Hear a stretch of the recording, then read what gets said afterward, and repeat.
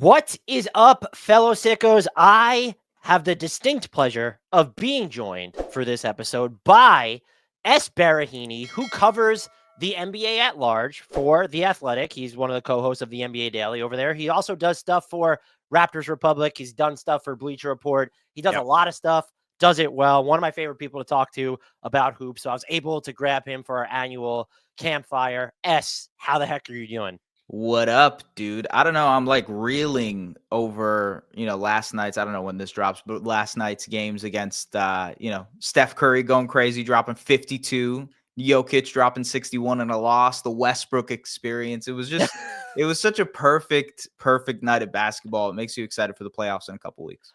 The Russell Westbrook experience colliding with the Minnesota Timberwolves experience is infernic. Like it's terrifying. It was my adrenaline was going. I have no rooting interest in this. And I'm like, my heart was pumping.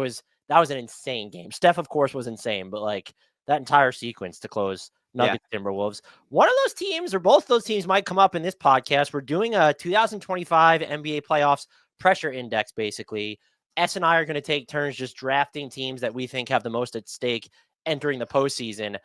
Before we get started, I thought this was an interesting first full circle. The first time you came on the pod, we talked about teams that might be stuck in the middle. Last year, we did which rebuilding teams have the brightest future, and now we've leaned into the playoff team. So I feel like we've just over the past 3 years now, during our annual confab, we have covered pretty much every level that there is of like the competitive landscape in the God, NBA. I don't even remember what we decided on as the most best rebuild. Do you remember that by any chance? I think it was the Rockets.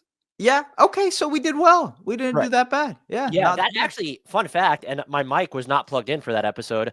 That was on YouTube, our most watched full length episode of that season. So there you go. You're a celebrity. The people want S.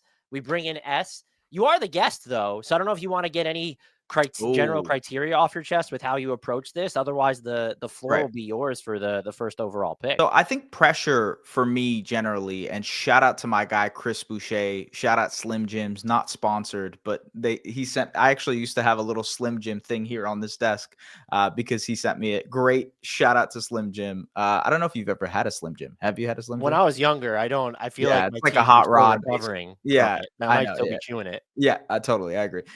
So pressure for me in this situation it's like a combination of age, right? Older rosters technically tend to have more pressure, and just expectations. So those are the two things that kind of intersect for me. And I think the number one team, should I go first? Yeah. Okay. My number one team in terms of pressure is probably going to be the Golden State Warriors. Ooh, I was not expecting that. I love it. I know. So look, they have been awesome since Jimmy Butler has been there. It was like 16-4 in their first 20 games. They've become a top 10 defense, a top 10 offense. Again, OKC is the massive, massive team here. And I think we can talk about them eventually in terms of pressure and their expectations and everything like that. There is a level of pressure there. But I think when you look at the age of that roster, with Jimmy being, 36, 37 years old, Dre and Steph being around that age as well, they don't have that many opportunities to compete. And you don't know if this year, this version of this team, this version of the players that they have in Jimmy, in Steph, and Draymond are going to be the same version that you get next season. So you have to maximize this window as much as possible. Sure, you can convince yourself that, hey, you have a couple of years of a competitive window, but to me, this is sort of the opportunity to do so. And maybe they've caught lightning in a bottle and kind of catch a team. Can they catch the Thunder? I don't know. That remains to be seen. But you sort of want a proof of concept here. And if they can make a deep playoff run, I think it incentivizes them to just continue on this path and keep rolling with this core. But yeah, that's why I said the Warriors. I think just age is one of those things. And there's no real path for them to improve the roster outside of this unless they want to let Jonathan Kuminga walk and figure out other ways to sign, different players and fill out their rotation that way. But yeah, that's my spiel on the Warriors. That might be the single biggest pressure point for them too. As you mentioned, Jonathan Kuminga the fit wasn't necessarily clean before Jimmy Butler. Now you add Jimmy Butler to the equation, and the stuff that Jonathan Kuminga does best is, I don't want to say it's less valuable, but there's going to be less of, you need him to be more of just a cutter, a shooter, a defender, a rebounder, rather than someone who's featured on Totally. offense. And I really don't think that's one of mine and Grant's like biggest disagreements on this podcast is the ceiling of Jonathan Kuminga. I just haven't seen it for long enough that he can play Yeah. such a role. And what's interesting is I guess I didn't even consider them because I looked at it as like, well, what would their reaction be? Kind of how I approached this, like, what happens if they lose? Right. Like, what would they do? And but now that you mentioned the Kuminga part of it, it's well, like, yeah, what would they do? Like, do you look at will they revisit? You know, we talked about hypothetically, like, do you dangle Jimmy Butler to get Kevin Durant? Do you look Right. at moving Jonathan Kuminga in a sign-in trade? Yeah. Or is a team like the Nets going to actually have interest to give him an offer sheet? He's probably like the Warriors Jonathan Kuminga dynamic is just so this predates Jimmy Butler, just so Yeah. bizarre. Well, it's because Joe Lacob is a big, big believer in Jonathan Kuminga. And so anytime there's been an opportunity to potentially trade him, or if there's a moment in time where they have found some sort of agreement or I guess a moment where they can sign him or extend him, there has been, at least from one side or the other, a sort of disagreement on that number and that term. And Joe Lacob is a big part of that because he's a huge, huge Jonathan Kuminga believer. How does that change this summer? That's part of it because he also has, to your point, not fit with Jimmy Butler, and Those it is numbers sort are of bad it's right very now. bad, and it's duplicative a little bit in terms of the areas and spaces that they want to operate in. I think that's one question. I don't mean to make it be like Jonathan Kuminga is the biggest pressure point of this postseason. I just think the Warriors in general have an immense amount of pressure to prove that this blueprint works for them in the postseason. I think they can be successful in doing that, but there is still that pressure to kind of get it done and make some noise in the playoffs to make this kind of experiment worthwhile. Yeah, you are right. Just because there's always urgency because you have Steph Curry, but when you Yeah. trade for Jimmy Butler, like two guys in their mid 30s, Draymond makes three. You're right. Like even if you kind of tinker with this roster, like what are you short of doing something nuclear? Like what are you actually going to be able to do? And Yeah. I think when's the last time? I mean, since 2022, which really wasn't that long ago. Like when's the last time we sat here and said, like I wouldn't pick the Warriors to beat OKC, and I wouldn't necessarily pick them against every other team, but like I think they have a real chance against every single other team right now. And so you Yeah. could argue that type of title equity, like that's not assured even if Steph was 31 like Right. next season. Also, it's like you need to prove that you can be in those conversations. If they get to a series against OKC and it's a sweep, you lose in 5 games, I think that's cause for concern. I think that's pressure. But if it's a competitive 6 or 7 games, you feel like you threw your best punch and you just fell short, and you're like, all right, we can regroup. If we have a full season of these guys next year, we can, kind of give them a run for their money. It's also about the way they lose would be part of the Yeah. pressure here compared to maybe some of these other teams of how far they actually get. I'll move on to my first pick, which Chris it was Boucher. also Grant wanted me to let everybody know that it was also his first pick. Okay. The Milwaukee Bucks. In theory, the That's a Damian good one. Lillard deep vein thrombosis, the blood clot, it does give them cover because I would personally be surprised if he plays again Yeah. this year. And you could look at it and say, all right, we've had 2 postseasons with the Dame and Giannis era, and they've played exactly 0 postseason minutes together then Right. at that point. So there's sort of the inkling of, well, this just needs more time. When Damian Lillard is as old as he is, like you don't get to just say that. And you also did already make kind of a big decision. It's not even kind of a huge decision by pivoting off of Chris Middleton and Mhm. bringing in Kyle Kuzma. And now you have Brook Lopez entering free agency. You can trade up to 1 first round pick this summer. You have Yep. some wiggle room under the luxury tax, but that's immediately gone if you re-sign Brook Lopez. So if you bow out in the playoffs, it'll be expected, I think, given like the current setup in Milwaukee. But like, what are you supposed to do do you just run it back and say, like, no, we need to give this group more Yeah. time? I don't know. Like Brook Lopez getting older, Giannis getting older, Dame getting older. I don't know that you could sit there and do that. And something that's it's not flying under the radar, but we're just not thinking about it yet. Like you probably can't keep Gary Trent Jr. or Taurean Prince at Mhm. this rate. And what if Kevin Porter Jr. for them basketball wise has done enough to opt out? You're not going to really probably be able to keep him either. So they become reliant, and that's just how it works when you're a team that's this expensive.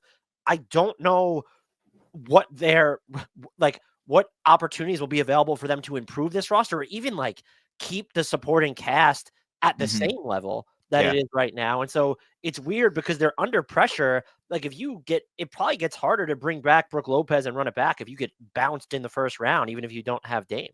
Yeah, and honestly, I wouldn't be surprised if they get bounced in the first round. I think more than anything, this is a pressure meter on Giannis and kind of his expectations for this team.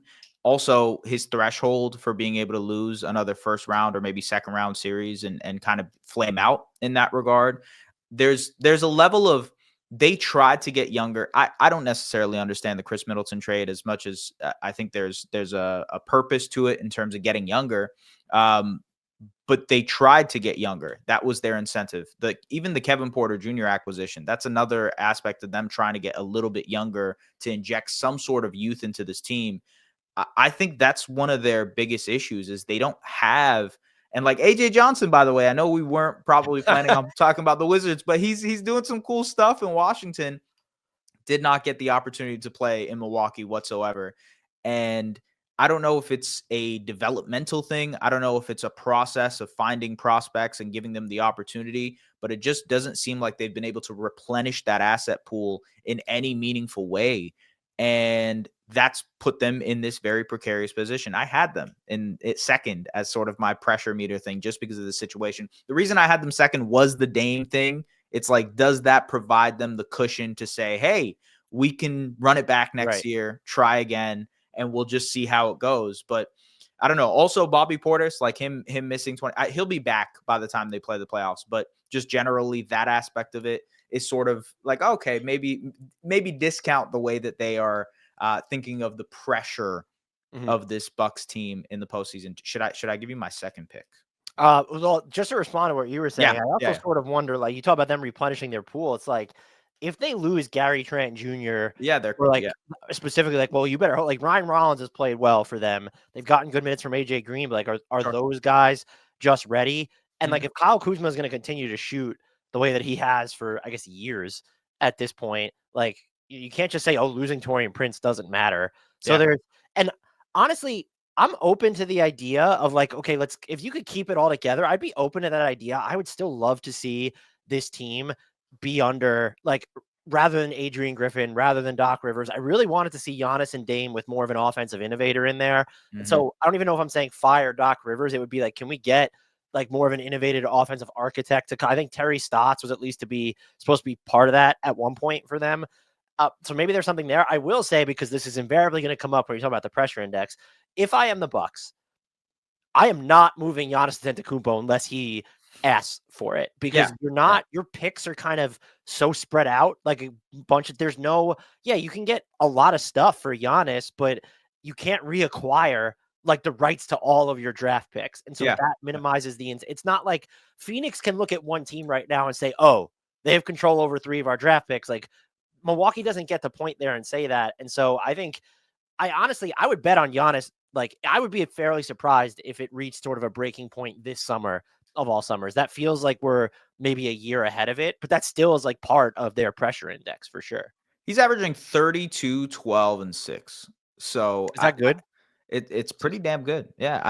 I think it's crazy to think about the I don't know, 4 or 5 years that Giannis has had and the way that it's ended every single year. And so I could see the pressure of that actually changing and snowballing to the point where it is him wanting to be out this summer. Like, I don't know. It does feel like we're trending towards that direction. And the way this stuff snowballs makes me feel like this is the type of NBA we're in. Like De'Aaron Fox last year, it was like, oh, okay, like maybe we could see a world, contract extension, maybe. And then it just happened. And it was like, okay, now even with the Ja Morant situation, you just hear murmurs, whispers here and there, people talking from the outside, like, oh, could he be available? Guarantee you in the next year, somehow we're going to be start talking about Ja Morant trades. And that might even be a long like timeline. Like it might happen within like a couple months. Right. Yeah. So it just, I don't know. The Giannis thing has been, for what it's worth, it's been brought up so many times over the last 4 or 5 years, right? Like, oh, will he ask out, or is this the opportunity? There were teams gearing up. The Raptors were a team that was gearing up in 2020 to go after him in free agency before he inked that contract extension. Like, there's been moments in time where people thought Giannis would be available and he hasn't been. So maybe he's the exception to the rule here. But I don't know. Maybe this is the final straw that broke the camel's back. You know what it is? They've always been able to do something when it felt like they were True. reaching an inflection point, and now Yeah. you look at them and say, Where is like, it? could you move Dame and get better? I Yeah. don't know that you can necessarily do that. So that will be maybe. And by the way, what happens if they just go on this wildly deep playoff run without Damian Lillard? Yeah. That would be like another weird, be like, oh, we're just going to integrate him and we'll be fine. I think is probably the default stance, but that would just be weird for everybody, right? If the Bucks just end up in the conference finals and Damian Lillard's not a part of it. Look, right now they're facing the Knicks. Do you, even without Dame, do they have a chance? Giannis goes absolutely crazy. Is that I something you can wouldn't see? pick them to win that series, Yeah. but I am on record many times as saying, like, there's a chance that the Knicks are just like really the fourth, fifth, or sixth best team in the East when it comes to a playoff setting. Yeah. So it wouldn't surprise me if that was a Yeah. series they won. I mean, imagine they go in the conference finals and they put up a fight against like Cleveland or something like that. That'd be bizarre. Or It would Boston, be. whoever they have to face, how the bracket shakes out. Yeah. Yeah. It would be. And like, when you have a player like Giannis, this is sort of similar to the Nuggets situation, although I think the Nuggets are much more well equipped to actually make a run. When you have a player like Giannis, you always have a chance in a series. And so like you put him up against the Knicks, who I think are a better team than the Bucks this season for sure. They have a chance. You put him up against Boston, it's going to be tough for them to guard Giannis. It's just, can AJ Green shoot 45% from three for 16 games in a row? And can Gary Trent Jr. do the same thing? And I don't know, can Dame come back in the second round? I don't know. It's just, there's so many what ifs to the Bucks scenario of how they do it. Yeah. They've man, they just since winning the title, they've just been. It was kind of like, remember OKC makes the finals and then they go through all those just injuries to Injuries. Durant, Yeah. Westbrook, Ibaka. Now the And Bucks are it kind of was back and forth, right? It was yeah. like Durant 1 year, Russ. Yeah. And then I think wasn't it was Middleton after the Bucks won. Then it's Yeah. been Giannis the past 2 years, Mm-hmm. and then now it's Dame. It's just it sucks. Dame missed a year or two, right? Or Dame missed the postseason in one of them. I can't remember exactly what it was. Well, It Dame's was first postseason was last year, right? right. Yeah. Wasn't Yeah. Giannis the one who Oh, was out? you're I right. thought It was Dame Giannis who was yeah. out. Yeah. Yeah. Who do you have as your second pick? Okay, this is actually very interesting too. Wow, this is an awesome Chris Boucher picture. For It's the people funny who are because watching. no one's ever gonna see this aside from you, and so that was I was hoping you would at least get a kick out of it. That's awesome. Man, this is tough. I was actually going to go with Milwaukee, so I'm kind of open now to a range of different, kind of options here. I kind of feel like I want to go Memphis just Do because it. we're in the yeah. Let's talk about the Memphis Grizzlies, who are sliding, have lost 4 in a row. They have this new head coach in Thomas Isalo, who they clearly are like prepping to be the guy for them moving forward. Losing against Golden State in the fashion that they lost, where it was like the first half, they looked dejected. They just looked like they were late to every rebound, late to every rotation, just felt like they were getting out hustled, and Steph was going crazy on them. And then to kind of claw back into that game and still eventually lose to Steph, it feels like they're just like short of being a very, very good team in the West, even at full strength.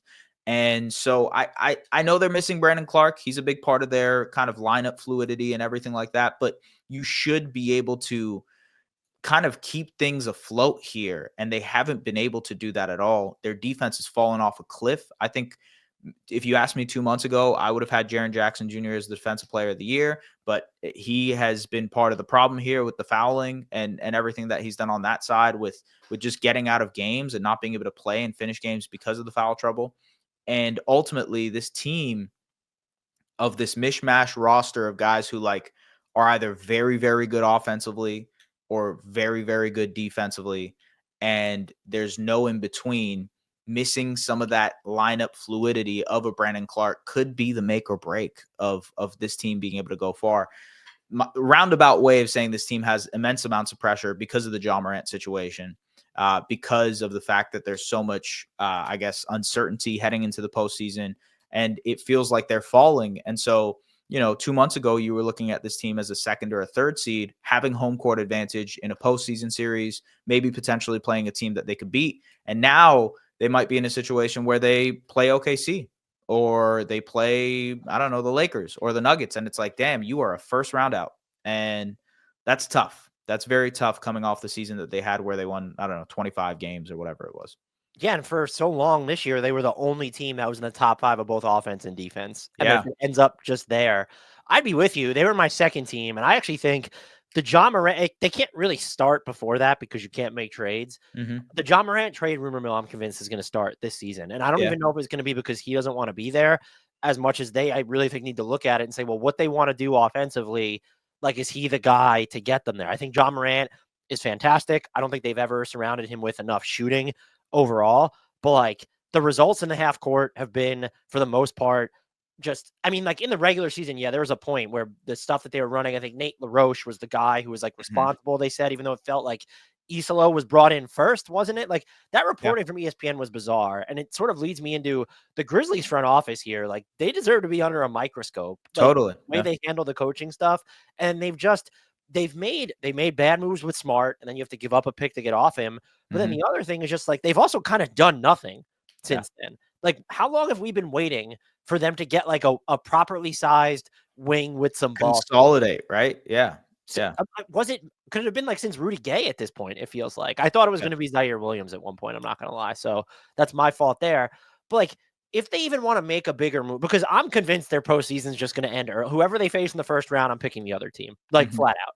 Yeah. And if they end early, okay, like, they still have a bunch of assets, but, like, they don't have a ton of salary matching tools unless you're going into the Jaren Jackson Jr., John Morant, or Desmond Bane Yeah. core. And I think Jaren Jackson Jr. is probably the most important player on this team moving forward. So are you going to move Bane? Can you move John Morant and get better? Like, yes, you have Brandon Clark's salary. You'll have John Contra on the books. So you could still make, like, I'll call them medium-sized moves. Yeah. Is that enough for this team? And can they even get it done? Because they were like quibbling over picks with Dorian Finney-Smith, who probably wasn't even perfect for what they needed, but would have made them better. I would argue, at least for the postseason. They're under a ton of pressure because it's Yeah. just like there's a lot of talent here. They're deep, but I just don't know if I mean now we have to ask whether they could be good enough defensively, but I This is the don't think they could be good enough on offense. this is interesting because it just as you were talking, I kind of just thought about it. But like them being so chaotic heading into the postseason and there being so much uncertainty with Jaw, the coaching staff, the defense, all of that, would that actually be less pressure now? Because they know there's so much uncertainty, and it's like, all right, the pressure is off because we are expecting to flame out here, and then we have to regroup in the summer and figure things out. Is there sort of an inverse effect here between pressure and expectations because of what's happened over the last week? I wonder if that would correlate to okay, the front office is maybe like not on the hot seat because even if you bet like if you have to fix things over the offseason, won't that still entail making like pretty significant moves or True. changes to the roster? Yeah. So and but that it does get that you just made me think of something else. What happens if they just outperform expectations in the playoffs? Is it Right. well, Yeah. let's just move forward with Isolo here, and we're gonna. I guess, like, do you Keep think that's like, trying. Yeah. realistically on the table where Memphis kind of just runs it back? Yeah, I could look. They have to pay Jaren Jackson Jr. That's again priority number one. And there also is the Santi Aldama question, who I think has been very good for them. And so they have to either pay him or not pay him. And if they didn't pay him, then why didn't they move him? That's a different question. But like that's another thing that they have to hurdle. They are not going to pay the tax. They are not going to go over the tax for this team. It just doesn't seem like it's something the Grizzlies' MO has ever been, really. So that's part of the equation. And yeah, maybe it is trading one of their core three guys to upgrade the roster in some sort of way. But that always feels like the last string effort, right? Like that Yeah. feels like the last thing you do before you end up making these massive, massive changes to the team. Like the Bucks, we just talked about them with the whole Giannis and Dame thing. Like trading Chris Middleton was a big, big deal. This team, he was like a massive part, a pillar of the organization for Right. years. And trading him just felt like one domino that was going to proceed, the little tiny domino to the Yeah. big domino of something happening. You know the meme. I know you Yeah. know the meme. Yeah. That's what it kind of feels like for the Bucks. Maybe that's what this firing is for the Grizzlies of Taylor Jenkins. You kind of knock off that domino of like you're just firing this coach who's been part of this group for I don't know 5 seasons now. That probably leads to making wholesale changes to this entire roster. But Yeah, that's why there's pressure. I agree with you. That makes sense. Yeah. Yeah, and I get look, they could still just do stuff on the margins and maybe be better too. Sure. Like there's Yeah. if you attach first round pick to some salary, I just don't know. Like they would be a fun KD team, but you're not Yeah. getting to that money without giving up a Yeah. Bane or a John $50 Morant. million. It's going to be tough to get to without trading. Yeah. Right. Yeah. So yeah, they were my number 2 team, which means I will pivot to my number 3 team here, but it's our number 4 team overall. My second pick. I was still debating with this. I'm gonna go with the Houston Rockets. And I Ooh, think interesting. they are operating with a level of found money just because like they Yeah. are better than anyone expected. But if they follow the way of the Orlando Magic, where they got into the playoffs last year, and what happened against the Cavs, they lost exactly how we knew that the Magic were going to lose. Like Mhm. Paolo Banchero was really good, but like the offense just didn't have the juice. So we looked at them over the offseason. I got way too excited over the KCP signing because I thought it portended more Same. aggression from Yeah. them. Yeah. They did diddly squat after that, really, aside from talent retention. If you're Houston, people are expecting you to kind of lose much in the same way where it's okay. Like your second chance offense and your transition offense isn't going to be able to carry you in the playoffs. And when you get into the half court, all right, you have Jalen Green, you have Şengün, you have Fred VanVleet.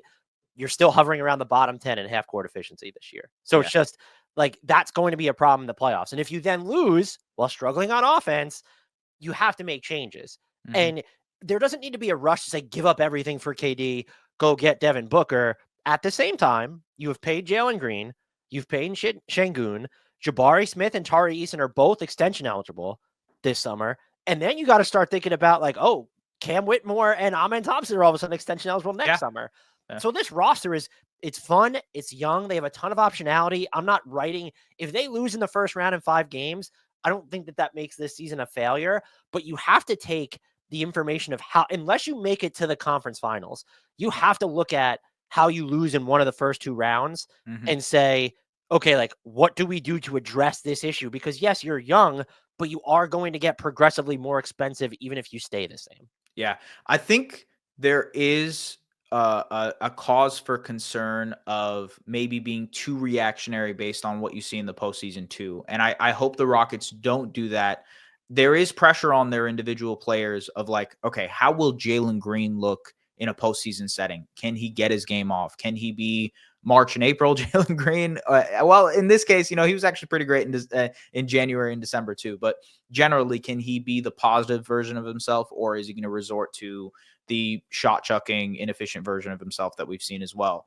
I think there's also a big question for Alperen Şengün, and teams going to be trying to target him defensively. I think he's improved on the defensive end, but there's pressure to see if he can be your guy as a backline defender for a team that's trying to vie for a championship. That's another question moving forward with the team. Amen Thompson, I think he's an extremely smart and talented problem solver. The fact that he's shooting 25% from 3 and still finds a way to be super impactful offensively. You mentioned the transition stuff. That's a huge part of his game. If that dries up, how is he able to put his impact on this game on the offensive end? Because that's another question you have to address. So individually, there's questions for all of these young guys that the Rockets are building with. I think that's a fair question. I think that's a fair amount of pressure. And to your point, if these guys, like if Jalen Green has a really, really bad first round series, how does that change their value in the offseason? Because now you're looking at them like, oh, well, because things, it's very fickle like that, right? It could go from, right now we're saying, well, yes, Jalen Green plus picks and maybe Jabari Smith Jr., et cetera, could get you in the room for a Devin Booker or Kevin Durant, especially if it's the Suns picks, right? Sure, right? Yeah. But that might change if Jalen Green shoots 25% from the field for like 4 games in a row, Man. I don't want to be here for the discourse if that happens. I'm not going to lie. Well, I think what's also, so I actually agree with what you're kind of saying, that continuity can in some ways be like the great market inefficiency. Yeah. But also given the way, like when you know what's kind of going on with the second apron and how teams are scared of it, it's going to function as a really hard cap at some point. Yeah. And it kind of already is when you looked at some of the stuff that's happened. Like the windows are shorter and it feels like so there's more urgency, right? Like to make the most of if you think that you have it. And with the Rockets, they have a ton of different avenues to explore where if you just pick up Fred VanVleet's team option, that's like $40+ million that you can move in a singular player. And you have the draft equity to say, well, we don't have to gut our young core to do something so long as we're willing to foot the bill for not everyone all at once, but like Şengün, Green, and whoever we use with the Van Fleet salary.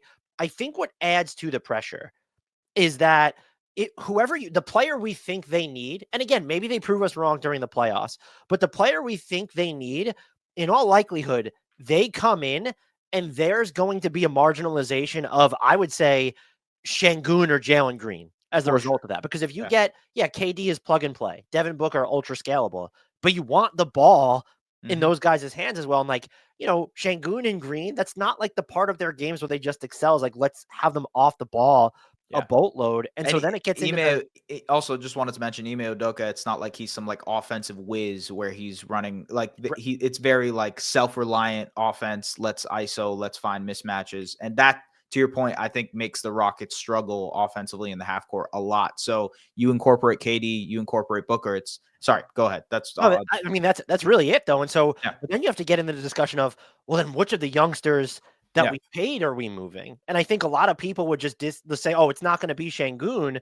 And it's like, well, what if Giannis becomes available in Houston? Are you not going to go after? No, you're going to go after Giannis. And then do him and Şengün and Amen Thompson make sense on the same roster? Right. Defensively, you could be a monster and you'll grab a ton of rebounds. But like, no, the answer is just no. So they're fascinating, and it's maybe pressure could be the wrong word, but I do think that there's a chance more so than any other team that we've talked about, because we've mentioned like, oh, maybe Memphis futzes and fiddles on the margins. Maybe the Bucks just run it back because of the Dame thing. I think Houston's set up to where the postseason will define their offseason more so than maybe any other team that we've discussed so far. Yeah, I think that's ultimately fair. I think they are one of those teams that's going to look at the postseason as information on their young guys and see if that information is something that they like. And that in itself can be a level of pressure. Okay. I'm actually surprised we've got to this level and haven't mentioned this team. Honestly, I'm pretty surprised. I'm excited. Okay. So I'm going to go ahead and say OKC has pressure. And it's crazy. Can I just say one thing? Yes, Thank you. Go ahead. Yeah. Like I think, and it does a disservice to the Thunder to just like to say that they're still operating with found money or could do whatever. Like, you're the best team in the league with an all-time defense and the MVP favorite. Like, there's thank you for bringing them up. Look, I was actually, man, I was very, very tempted to list them as my second pick, and the reason I didn't was because the Grizzlies' uncertainty and whatnot. But the Thunder should have a lot of pressure. Like, historically, every single number you look at, this is one of the best regular season teams of all time. One of the best defenses of all time. I think they're the best net rating of all time. I don't know. It's either them or the 96 Bulls. It kind of flip-flops back and forth every game. They are on pace to win 70 games. We'll see if that eventually happens. I'm not sure. They're also, even if they win 69, they're one of the most historic teams. Their Eastern Conference record is 23-1, something crazy like that. They also just dominate teams on every level, and they have an MVP level player, and Shea is likely going to win MVP. It seems like that's going to happen. There's pressure in the fact that, like, last year, they lost in the second round to the Mavericks when most people thought that, like, they are going to make a conference finals run. They won the conference. They should have made a conference finals run. I think that was a disappointing end, but people chalked it up to age. People chalked it up to experience, et cetera, et cetera. I don't think that excuse is here this season, even though they still are young, even though they still have that age factor, because we talk about pressure. They got to pay Jalen Williams this summer. They got to pay Chet Holmgren eventually. I think it's this summer as well. They're both extensional. Yeah, right. So now you're locked into that core. And yes, that could give you some fluidity to try and make moves around the margin with Lou Dort's salary, and Aaron Wiggins is blossoming and his contract is extremely team friendly. All that type of stuff is valid and true. But you're eventually going to have to pay Cason Wallace, and you just paid Alex Caruso, and Hartenstein's money comes off the books in like a year or something like that. Yeah, team option on year 3. So that's cool, yeah. So you're kind of put in a situation where you do have that like contractual pressure too, to keep this team and have them win. And if they don't make the finals, and that's it, like that's the level. It's not a conference finals run. That would be a disappointment. If they don't make the finals, that is a disappointing season for the Thunder, who have had a historic season for all intents and purposes. Every single number you look at, they're having a historical season. There's pressure in that. There's inherent pressure in everything that they have to do in the next, I don't know, month and a half to try to get to the finals. I think you can make the case that if we were to do this from a player perspective, that Jalen Williams could be under the single most amount of pressure of any player entering the postseason. Because Yeah. I think if you're the Thunder, let's say they lose in the conference finals or something, but you believe that, and like the defense is going to hold up in the playoffs. We don't Yeah. need to have like, there's no scenario in which the Thunder just get the doors get blown off them. If they lose, it's probably going to be what happened last year, where the non-Shea offense just Yeah. wasn't good enough, even with Shea on the court. That's going to come down to, especially because of Chet Holmgren's injury this year, like his role hasn't really broadened as much. That'll then invariably come back to Jalen Williams, his extension, like you mentioned. And you can sit there as the Thunder and say, like, no, like we still believe that he is going to be that guy. So we're going to sit tight, let him develop. And I think he's closer to that than not. And I think some of the stuff about the non-SGA minutes have been overblown this year as they've gotten quote unquote healthier, because they've still had people miss a bunch of time. Yeah. They have the equivalent of a top 5 offense when at least 2 of Shea, Chet, or Isaiah Hartenstein are on the court without Shea. Yep. And so the non-Shea minutes become even less important during the playoffs because there's going to be fewer of them.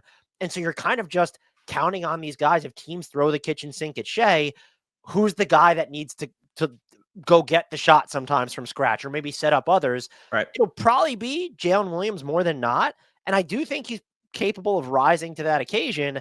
But like, you just need, the Thunder are so good that if he doesn't, if there's any misstep, even if he has a fantastic first 2 rounds and then like falls apart in the conference finals, again, not a prediction, that's going to be a discussion for whether you view that as fair or not. And I think you including them here is just a sign of respect for the level at which they're operating. Yeah, I think that this team will make it to the NBA Finals. And to your point of all the issues that they have, I actually really believe in the Chet Hartenstein minutes generally, especially since they've played over the last like month and a half. They, especially without Shea on the floor, have been dominating in those minutes.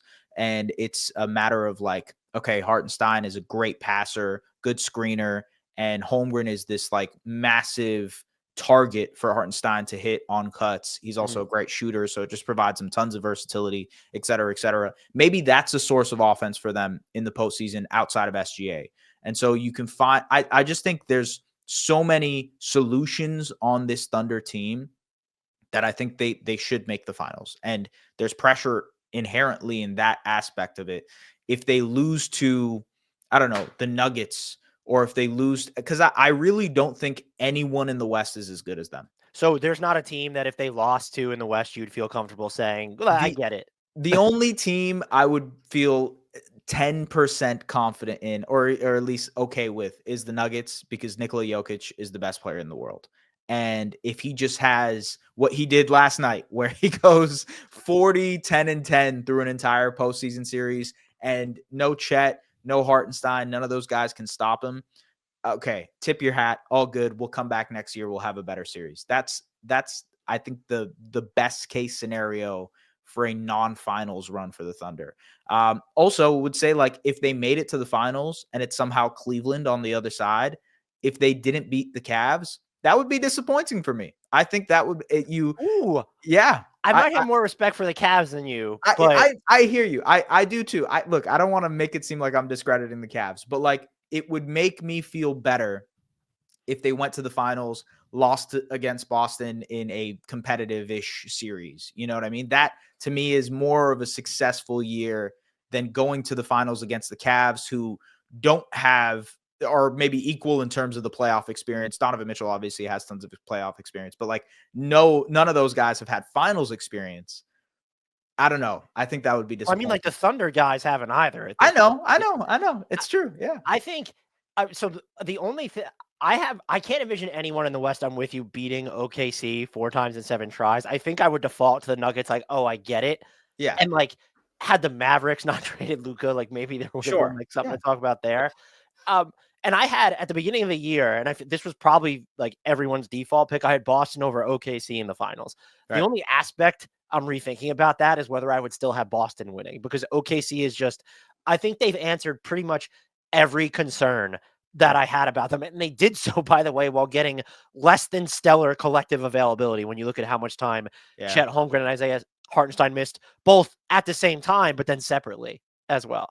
Yeah. So yeah, do you think, because you mentioned this about Memphis and does the uncertainty kind of help them take away from the pressure? Do you think that OKC just having the ability to make whatever move that they can create their own trade market. They That have is choose true. your own adventure Yeah. assets. Does that like winnow down the pressure at all? Because it's, oh, all right, like they did this. Well, they can just go out and fix that by getting player X, or does it, like, I guess it might depend on if it is because J Dub or even Chet Yeah. struggles, like it increases the stakes because of, oh, that was our second or third best player that was having the biggest problem. I should say, I think this is all external pressure. I think internally they feel no pressure at all. You And think like, Sam Presti's going to go into the postseason talking about like yeah, breakfast? We've only had our breakfast. It's like time for lunch. yeah, It's not exactly. dessert Look, time yet. Yeah. we on the Athletic NBA Daily, we talked to, I think it was Sam Amick, who we were talking about like OKC's expectations and whatnot, and he was quick to address that it's not just Mark Dagnall who's like tempering expectations. It is something from the higher ups on the Thunder saying, yes, of course, we're awesome and we're having a great season, but like this is only step one in the process, or step two in the process of us getting to that point where we need to get to. So they internally, it doesn't feel like they have that level of pressure on themselves. I think externally, that's where the pressure comes from, where it's like, okay, you have someone to answer to if you don't make the finals. I think that's a very, very fair expectation to have for this team, and it's respect. To your point, it's a deep desire for this team to want to make it to the finals. I love watching OKC. They're probably one of my favorite teams in the league. Watching them do what they've done this year has been a joy. You just want to see it through. You want to be right about the fact that they've been this historic. I think you found the sweet spot for them where if you had put them number one or two, it might have felt like a little overreaction because Yeah. what you mentioned about the internal pressure not being as high. By the way, not the only reason he still has his job, but just generally speaking, if you're an executive in the NBA, what Sam Presti has done to temper expectations, that's great for job security. So I would Totally. Yeah. 11 of 10 recommend that for all other front offices. And then in Chicago, the different type of job security is like, well, we don't have our plan yet. We're still mapping it out. Yeah, we're still figuring it out. Yeah, yeah. So, but I think you found the sweet spot for them. My third pick is going to be the Minnesota Timberwolves. I think I'm going to settle on. Ooh, okay. They are, I mean, the Karl-Anthony Towns trade, like it wasn't nearly as shocking as Luka Doncic trade, but like that's a trade that I'm still going to be thinking about a half decade from now. Yeah. The timing of it was weird. The process from the Wolves' end, where I think everyone kind of assumed, even though they've said the exact contrary, like, oh, this is because they think Randall's going to opt out and they just want that money off the books. And maybe, but like Julius Randle has very clearly been their second most important offensive player this season. So you can't just say, well, if he leaves, like between age 89 Mike Conley and whatever Jaden McDaniels has done, plus Rob Dillingham and Naz Reid, like we're going to be fine. And oh, hey, by the way, like Naz Reid can opt out of his contract and Yeah, he's Nickeil gonna be Alexander great. Walker is a free agent. Mhm. We know what the cap space landscape is, you and I. There's really one team that's going to have meaningful cap space. And so you shouldn't be in danger of losing any of those guys. What if you decide you need to keep Randall?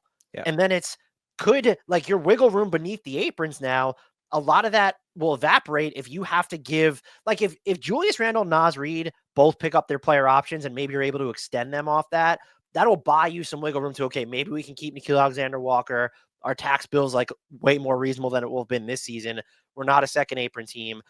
But like if Naz Reid opts out and you're thinking that the Nets or maybe the Pistons carve out space or somebody's a threat to give him $20-25 million a year, you're going to have to make tough decisions. And we talked about this off air before we got started. Let's not forget about the actual basketball of it all, where they are getting up for big games. There's only 3 teams with a better net rating against top 10 teams this year. Somehow the Minnesota Timberwolves still have a losing record in those games. And then on the flip side of the equation, I know they've played more crunch time minutes. Their winning percentage in clutch situations is lower than that of the Washington Wizards. Yeah. This team makes no fucking sense. And I will never quit them because I'm so high on what their peak could be.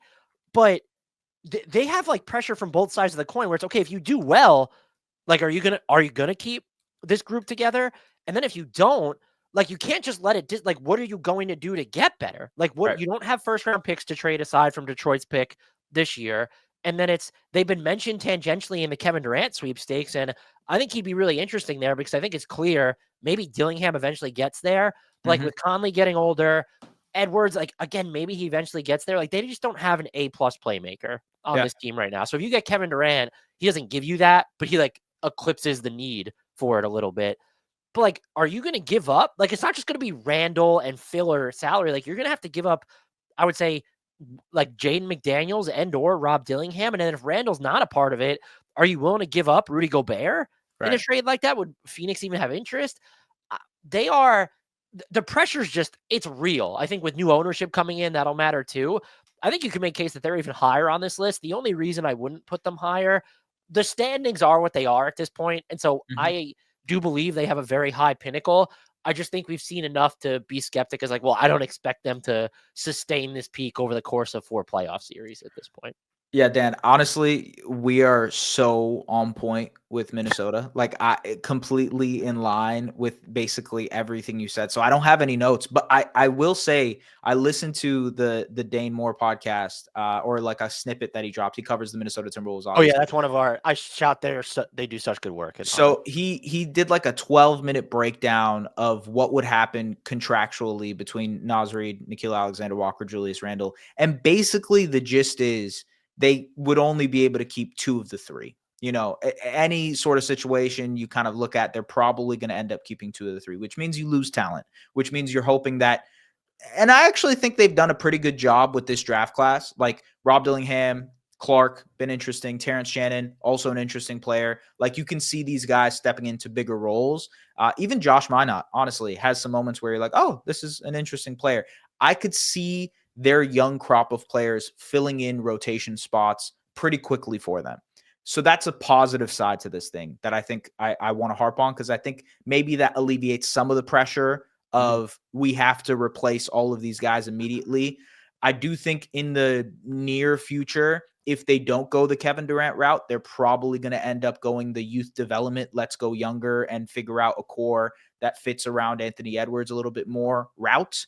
How that looks for the Rudy Goberts of the roster, the Julius Randles of the roster, the Mike Conleys of the roster, that's a different question. But to your point about pressure, this is the most confusing team in the NBA. By far, one of the most confusing teams that I've watched. One night you watch them, you're like, this is like they have the peak of a Western Conference Finals team. Hey, they could, this is the level that they can reach. And then the other night, they'll lose to like the Brooklyn Nets or the Charlotte Hornets. And you're like, what is going on with this Timberwolves team? But like you, I can't give up on them. I really, really enjoy it. And maybe that's the magnetism of Anthony Edwards and just how good he is and like the level that he can get to when he's in no give a fuck mood. Like he just doesn't give a fuck about anything and he just goes off.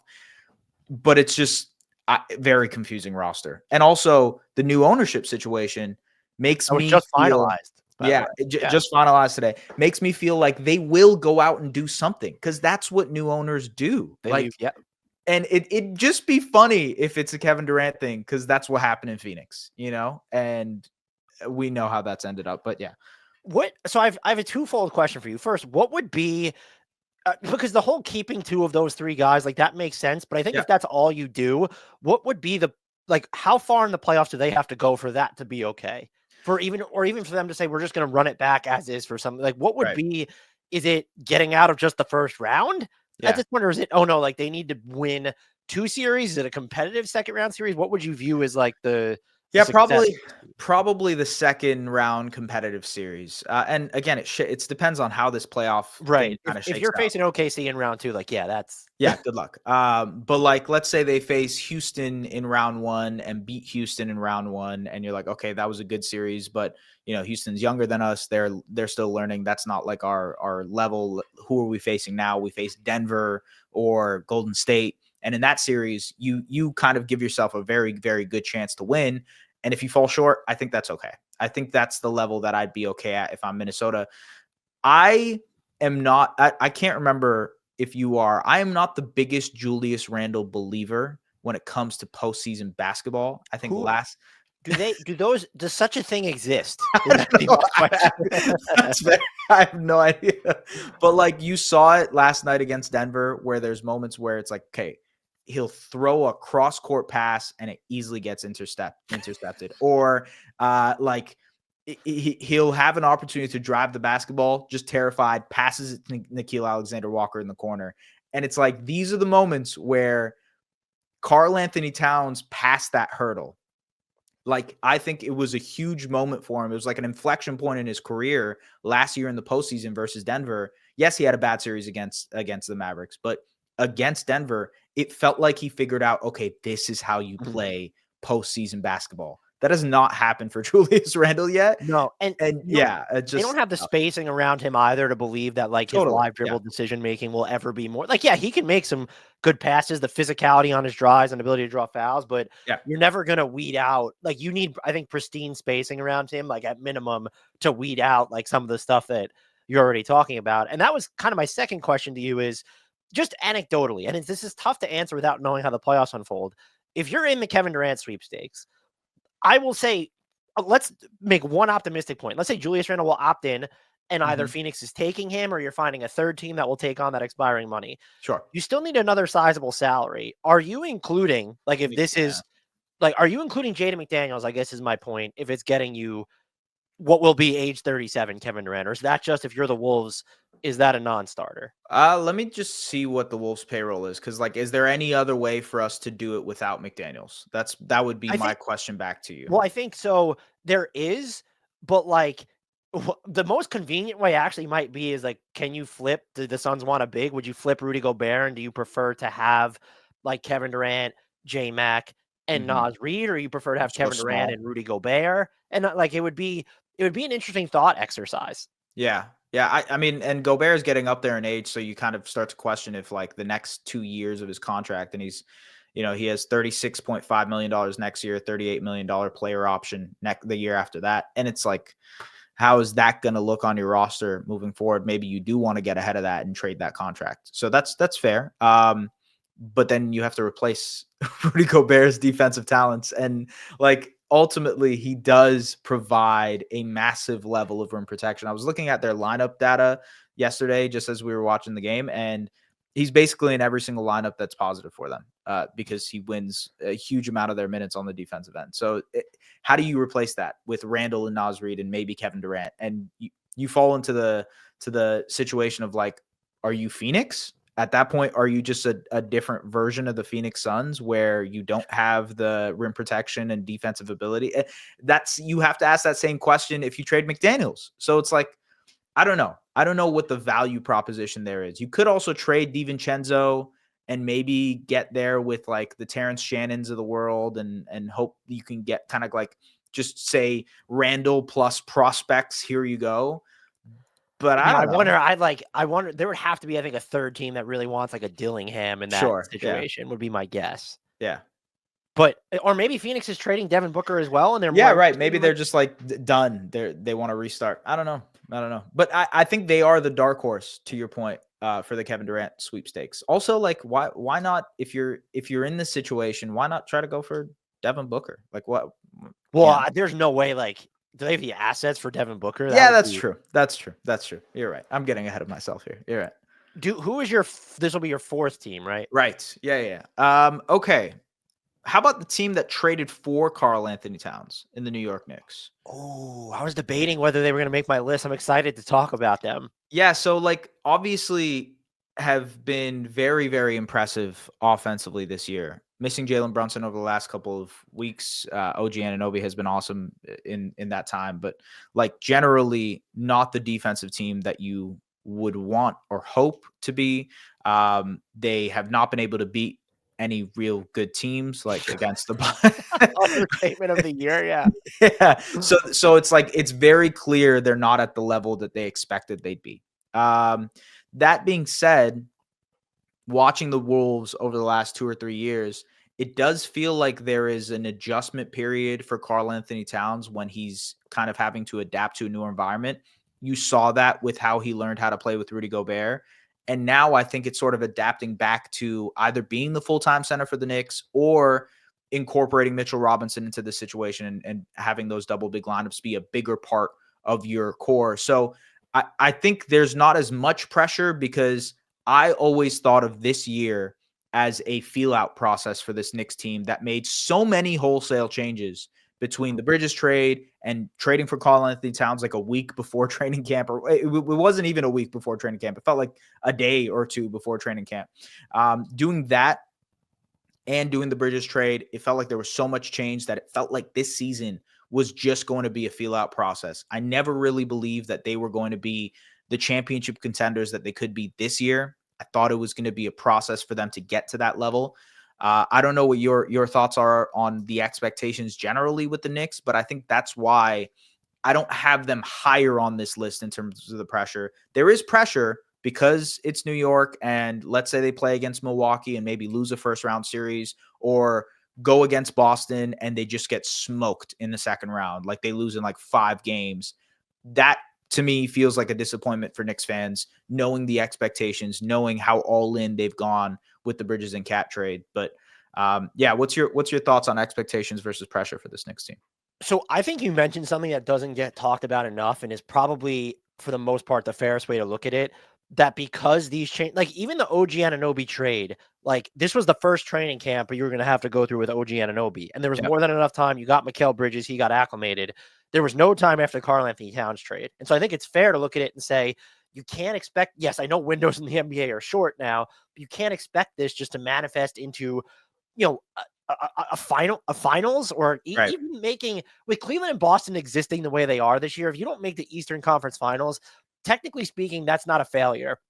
I think, and some of the other things that like probably are glossed over. Does Jalen Brunson sign the extension that he does if you don't get Mikal Bridges? You had Jalen Brunson on one of the NBA's best contracts, and now you're going to continue to have him Right. on one of the NBA best contracts after he made it all NBA teams. That never happens. And then I think you can also point to, if Mikal Bridges is then going to sign his extension this summer, which will be below market if he does relative to what he would get, would he be a free agent even in the current cap landscape? Right. Those are all wins that stack up. I think two things, though. Again, this might be the right spot, but if you were to make a case for them to be higher, they played all of their best trade chips. Yeah. Those are off the table. And so you don't, that's not, those are not decisions you make and then say, like, okay, like we need 3 years.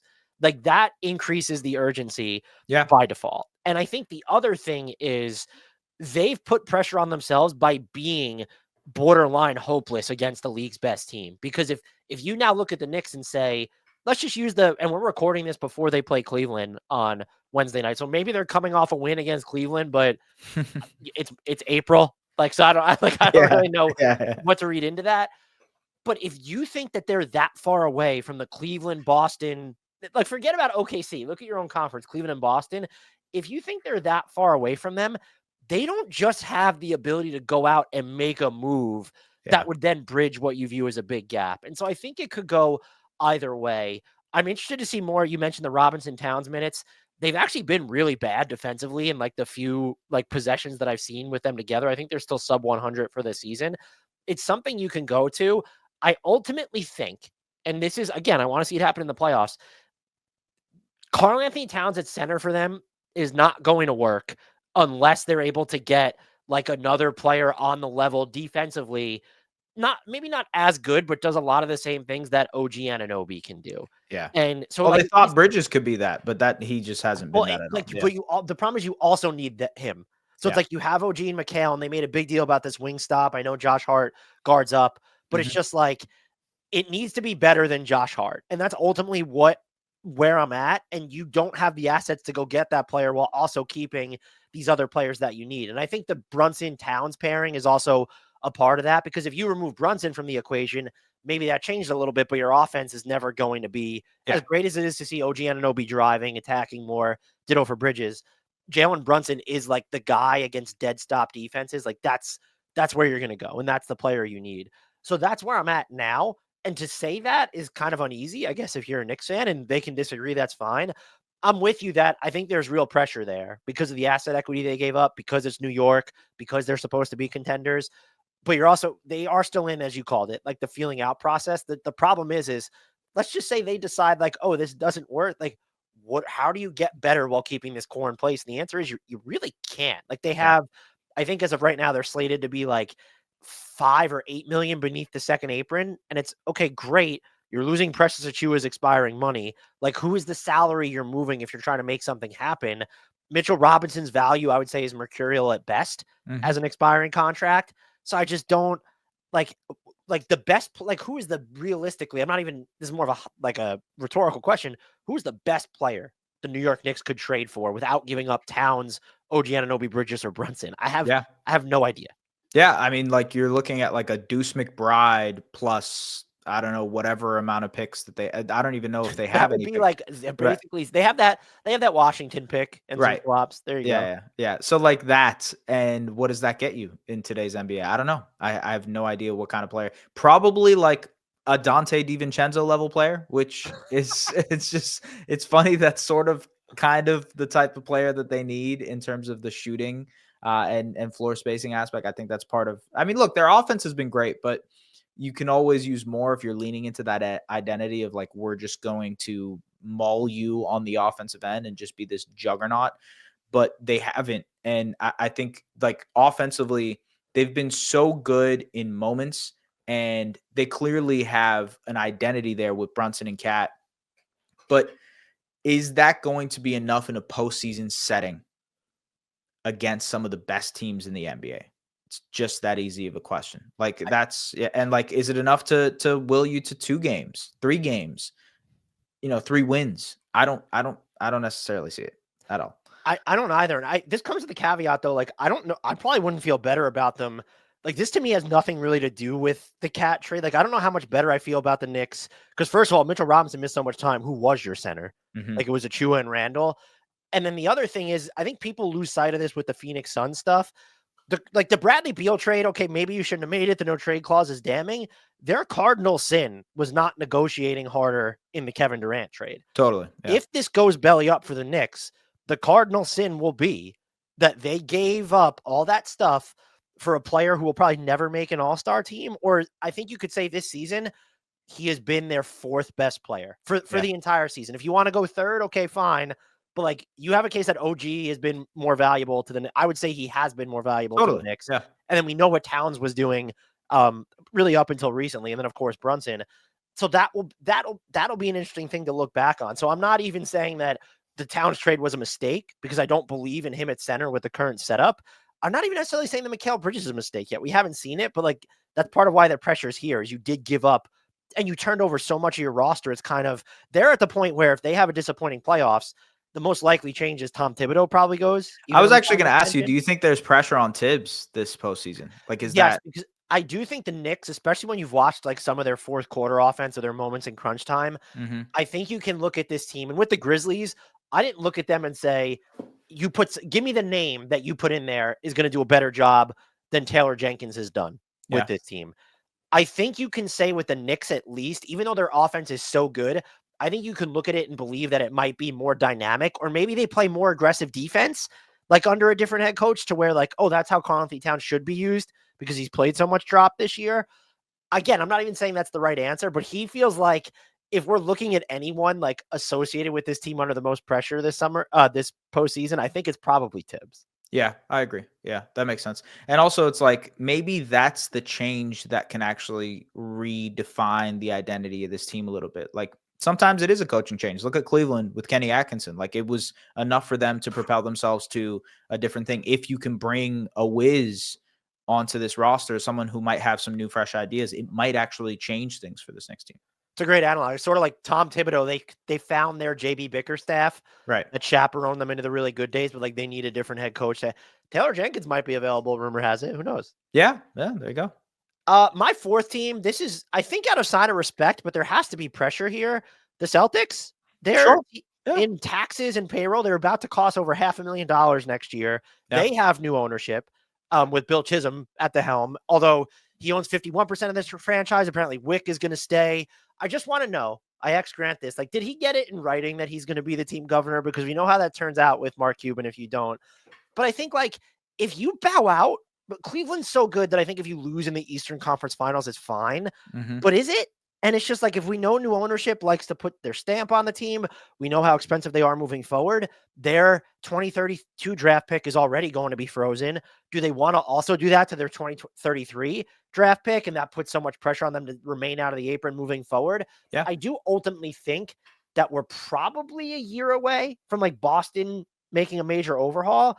But if you don't go as like I would say to at least a game 7 of the Eastern Conference Finals, I could see like Al Horford's a free agent. Porzingis is entering the final year of his deal. The Drew Holiday contract, depending on how he plays in the playoffs, that doesn't look like it's aging all that well. Yeah. It just wouldn't shock me if, okay, the defending champs didn't make it to a game 7 in the Eastern Conference Finals, or let alone if they don't make it to the Eastern Conference Finals. That's a different discussion, especially in this East, I will Yes, say. I know. Yeah. So like they're a team that just, there has to be pressure there. They're the reigning champs and they're so good, but like what we've talked about the second apron tangentially a couple times this podcast, that is putting a clock on these windows. And I think Boston is going to be a fascinating gauge for how long are teams willing to keep like the most expensive version of themselves together. Yeah, you've already heard them sort of explain that like the second apron isn't the financial issue. It's not the paying the tax. It's the team building stuff that actually limits them in terms of like changing their roster and making it harder, it's a fair point. Like you really can't do much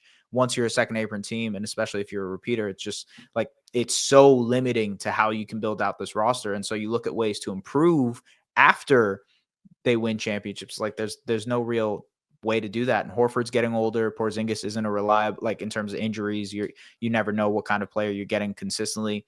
Drew Holiday's getting older. There's a lot of questions there with that roster. So I agree. There is a pressure there. I probably would have picked the Celtics here. I think that's like a fine place to put them, because when you win a championship, there is inherently a little bit less pressure for you to win again. But to your point with the second apron stuff, it does add that heightened level. Is this my final team? This is the final, your fifth and final team. I have two teams, and maybe you'll take one of them. So I'm hoping we kind of even out here as it works out. But I think I'm going to go with the Denver Nuggets. Yeah, they I feel like they have to be. Yeah. On this list, obligatory inclusion. And honestly, I kind of feel like I probably could have had them a little bit higher. Just because, look, it's clear that they have lost a few rotation players over the last couple of years with KCP, Bruce Brown, right? And that's like really heightened. Everybody talks about that aspect of things. But I think the Jamal Murray contract, them signing him to that contract, and he's played a lot better in 2025 wholeheartedly. You look at his numbers, playing very, very good basketball when he's been able to play. But you look at that and the Michael Porter Jr. contract, and you think of like, okay, what is the next step for this team if they flame out in the playoffs? You know, you have to try to continue to build a contender around Nikola Jokic. How can you do that when these guys are, I would say, probably negative assets on their contracts? Would you agree that like a Murray and Porter Jr., I don't know, at best borderline negative? Yeah, I think at best it's like Murray's had like he's been good for like what 3 months now or whatever it's been, but there's always just the level of up and down. And it's the same thing with Michael Porter Jr., who I've called, he's the streakiest all-time shooter. And like, it's like, yeah. So like that adds the level of pressure of like, okay, well, what are you going to do if you lose in the second round to the Timberwolves or the Lakers or whoever? That inherently adds a level of pressure for you, but it's also like you have Jokic, you always have that safety blanket of like, we can build a team around this guy and retool and figure things out. We also have that margin of error of having the best player in the world on our roster. But I do think there's pressure with that. I think there's pressure with that aspect. And like, you can bring up the conversation of, oh, Jokic would never leave Denver. Jokic would, there's no interest in that. And sure, that probably is true. Mm-hmm. But from a team building perspective, how are you going to improve this roster if it's clear after this postseason that they're not good enough to go against OKC or maybe the Lakers who are rising in their own way? That's a question you have to ask. So Denver, pressure. Yeah. And I think, look, I've tried to view it through the lens of, it feels like they can go another year because they can pretty easily stay out of the second apron with this group. But like when you have Christian Brown being extension eligible, and also just, you can't this isn't just about the Kroenkes, but I would say pretty much any ownership regime, how much luxury tax do they actually want to pay? Like we're looking at it. Yeah. You want to stay out of the second apron. This is something I missed on because of how punitive it is when it comes to your transactional flexibility. There are also just ownerships that don't want to pay this much money to field would-be contenders. And so I would say they're certainly under pressure. It's just like, if they want to, because the criticism I think will be levied at the front office ownership more than anyone else. Like, they have the ability to stay together without getting way more expensive than they were. Like, it's the next season that you're worried about when you have a new deal for, I think that's when Gordon's extension kicks in, right? But you're definitely Brown, his new deal will be kicking in. Peyton Watson is going to be extension eligible. So they have those decisions coming up. And so I think it puts a ton of pressure. And just when you have, it's sort of similar to like if the Thunder weren't even all time great, but they were first in the West, and you have no worse than the second best player in the NBA right now, the likely, like there's going to be pressure there. You have Nikola Jokic enter like in his 30s, like you're just under pressure to win because how much longer is this going to last? You also have to ask yourself, and it goes for like Aaron Gordon's getting older. And if you don't think you're going to pay, like we both know, you and I, fast forward to 2026, 2027, are all four of Jokic, Murray, Porter Jr., and Aaron Gordon on this team? Unlikely. Very, Right. very unlikely. So like, yeah, that's the definite urgency. They're just a team where because they lack like picks, they don't have a second round pick to trade. I just don't like what would be the move because you mentioned it with if you were to start dangling Murray and Michael Porter Jr., I think you would most likely be underwhelmed in what you're going to get back for them. And I still think, look, Murray's just too important to this basketball team. Like that's why he got the contract because there's no one else who on this roster can you even like envision doing what he does on the offensive end? I'm sorry, Jalen Pickett is not doing that. No, yeah. He will screen and you will feel it, but like that's so yeah, they're under a ton of pressure. I guess it's this is the right spot to have them because I would have picked them because I would have felt obligated if you didn't. Yeah. It's just like, okay, well, what are they going to do? I feel like they're like the Knicks. Doesn't it feel like they would fire Michael Malone before, or do you think they would trade MPJ before doing that? It also depends on like what comes about in the market. Like what if Kevin Durant again? Kevin Durant is like the thing you throw at every problem. You know the flex tape issue. To be fair, like Denver's not the team you normally see people want to go to, but Kevin Durant's like the level of basketball sicko where he was trying to find like the best running mate or basketball fit. I could see him saying, "I want to play with Jokic." Totally. Go figure that out. Yeah, I can see it. I mean, like, I just think who would even be available if there was a situation where you could trade Porter Jr. or Murray or both? That's sort of like, I don't know. And what do you get? Yeah. In your view, what is this team's biggest need? I think What's it's the other thing. Man, there's a lot of like defensive point of attack things, but I don't think you necessarily need a star to fill that void. You just need more complementary players that can do it and also knock down shots. Yeah, KCP was sort of the idealized version of it. Christian Brown is doing it to a good level, but you need just more of those types of players. So it's how do you find that guy? How do you find like, is it just through the draft? Is it just through finding players who can do that more frequently for you? Because I don't know. I'm not necessarily sure what the answer to that is. Like, is it just the draft or is it just trading for a guy who maybe you turn Michael Porter Jr. into two guys who aren't as good or aren't as talented, but maybe fill the need you have more frequently. But then you bring up the 3-point rate issue, and Porter Jr. is like one of their most important, maybe their most important 3-point shooter. And so I don't know. It's a tricky situation. I will say he's the name I come back to because I agree with like their defensive needs. And then like the offense with the 3-point stuff, if you trade Jamal Murray to like address any one of those, like, well, then it's okay. Like shot creation, like outside of Jokic, where are we going? With Porter, it'll be tough, but I think especially if you're going to attach the 1 first-round pick you can trade, I can envision, okay, we at least get someone who approximates 75% of MPJ's off-ball gravity, and then we broke them up into 2 players, and maybe one of them is a defensive upgrade over Michael Porter Jr. But you're right, like that's the other conundrum is it's easy to say they need to do something, and it's like we could point to maybe players, but they're all going to be imperfect because they don't have the type of assets where you're going to get the entire package in one guy. And so if you do trade a large salary, it feels like you're going to be breaking it up into like 2 players. Yeah. And I'm like just looking at the standings right now, trying to think of like players or destinations or things that might work. I can't really think of any team that might want to offload guys. Like maybe Portland. That's sort of an interesting team. Like what if Portland's like, hey, please take Jeremy Grant and we will give you a prospect or another wing, Matisse Thybulle. Will I don't know. I'm just kind of riffing here, but like that's the type of trade that I could see where it's like you get these defensive minded players. I don't know. You know what's funny is that Portland has 2 players that I think would be perfect for the Nuggets if it was Denny Avdia or Tumani Kamara. Yeah. And Denver just doesn't have the assets I don't think Portland wants to trade them, but they can't even get the dialogue started. So yeah, I'm with you there. My final pick, I'm curious as to how you feel about this one. I'm going to go with the Indiana Pacers. Ooh, I am on record okay. many times. Our subscribers will probably be annoyed I'm saying it again. I think the Pacers are the third most dangerous team in the Eastern Conference. I agree. I think their ability to play fast and physical, and then they have what I call functional depth, to where depth in the regular season can be overvalued in a playoff context. I don't think theirs is. I look at that rotation and I go, all right, like, yeah, I don't know how much you can play Obi Toppin in the postseason, who's been good this Mhm. year, but like, that's kind of it. Like, if you need to play Ben Shepherd in the playoffs, you can do it. TJ McConnell, Yep. sure.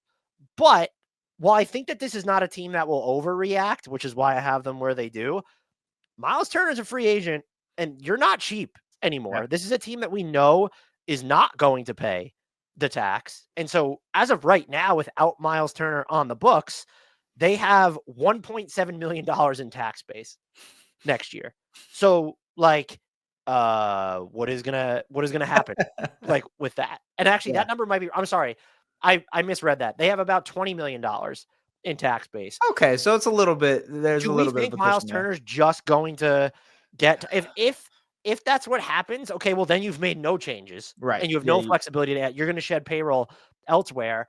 I come back to, like, based off how the playoffs unfold, I know a lot of people have called the, I want to say this very quickly. I'm sorry. The Obi Toppin deal catches too much shit in the sense that teams do not squeeze their players to the extent a lot of people think they should or yeah, do. Look at Patrick Williams in Chicago this past summer. Look at like Nick, who was giving Nick Claxton $100 million. Like, these are like yeah. good, useful players. Where they missed, if you're reviewing it as trade filler, that's too many years. Mhm. Like, teams don't want this multi-year filler. He's been good for them though, and the way that he gets up and down the floor, can shoot it.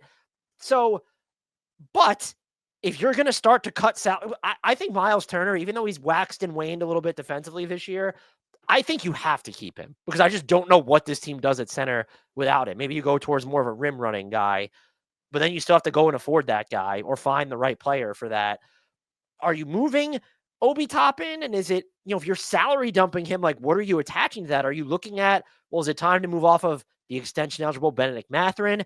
How do they feel about Jarris Walker? Do they kind of try and toe the middle ground? It's, well, TJ McConnell doesn't make that much, 7% of the salary cap for a backup point guard. We could probably just send him somewhere. Mhm. This team this team could make the conference finals again. They're going to undergo changes just because we know they're not going to pay the tax. So I think the pressure is twofold. You need to make the most of this core while you have it, because they are top 10 in offense and defense for the past 50 games. That is a huge sample size. Yeah. And then two, it's just, well, now you kind of have to figure out, like, who actually is indispensable to your medium-term future, let's call it. If I'm Boston or Cleveland, this is gonna be the most annoying second round team to play. Because you just look at them and you're like, man, they're gonna run all the time. They are actually pretty good defensively now. I think Siakam's a big part of that. When they've had Andrew Nemhard, Neesmith, and Siakam on the floor, they've been like one of the best defenses in the NBA lineup wise. And I wonder, this is one of those teams that I think actually might have kicked the can around for like a Cam Johnson during the trade deadline, where they were looking at maybe getting an upgrade at the wing and like, let's try to give this a shot again, going for a deep run. I could see them making some sort of trade like that where we don't want to pay Ben Matherin. Mhm. We might want to be out of the Ben Matherin situation, or we might want to consolidate Ben Matherin, Obi Toppin, and Neesmith and get like a viable starting three that's like very, very good, like a Cam Johnson or someone else that might be out there. So like I could see them making that sort of move in the summer. At the same time, I would be surprised if Miles Turner gets paid more than what he is getting paid right now. Like 19.8, 19.9. I think it's probably in that range. So I imagine they re-sign him if they have that $20 million in like Tax tax base, yeah. room, right? I think they re-sign him, they get him to a place where it's comfortable, and then they try to upgrade elsewhere when it comes to the kind of 3 spot for this team, and hope that that's the way that they upgrade. To your point about pressure, I don't know if there's postseason pressure as much as there is pressure of like, hey, how far can we push one of these Cavs and Celtics teams? Like, can we take Cleveland to 7 games? Can we beat Cleveland? Can we, instead of getting swept by the Celtics, can we take 2 games off them? Can we take 3 games off them? Can we really push them this time? I think that's the type of pressure that they have.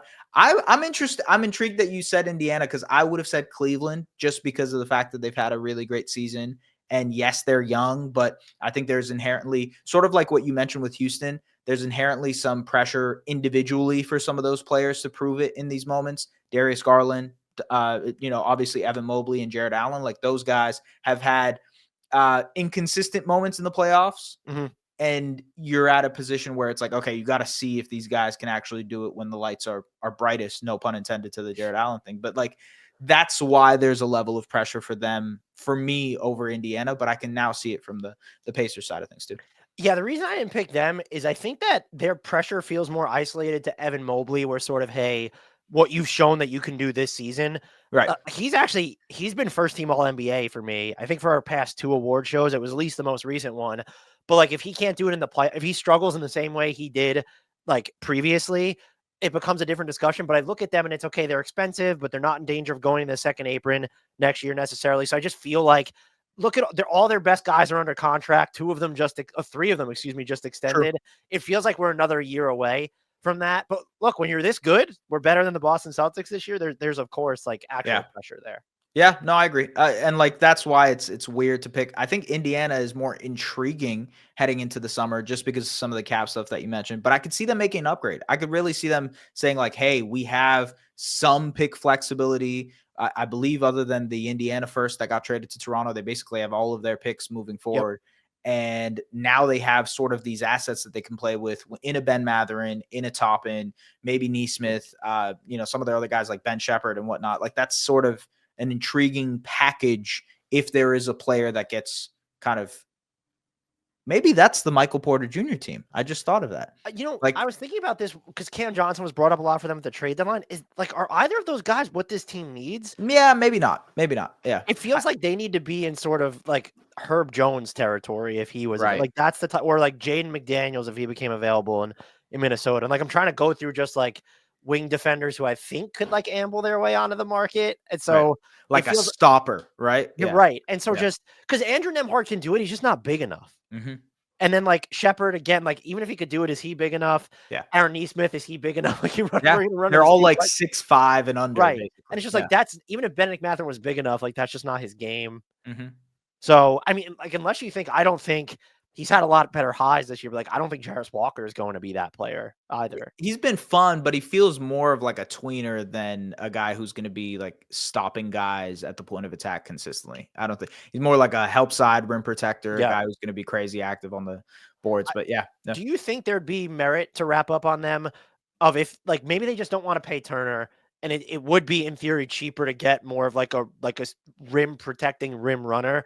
Is there merit to that thinking of like, well, let's also like have a different type of, like sort of what a healthy Isaiah Jackson could be Mhm. for this team, but maybe a better version? Would you rather see, do you think it's more important to like preserve like the style of play that Miles Turner can give you, or might it be worth it to change up kind of the look of your front court and go with like, and I know we've seen like, I mean, Thomas Bryant's not like Tony Bradley, like you haven't really gotten great Yeah. insight into what let's say a better version of Isaiah Jackson would look like as your primary five.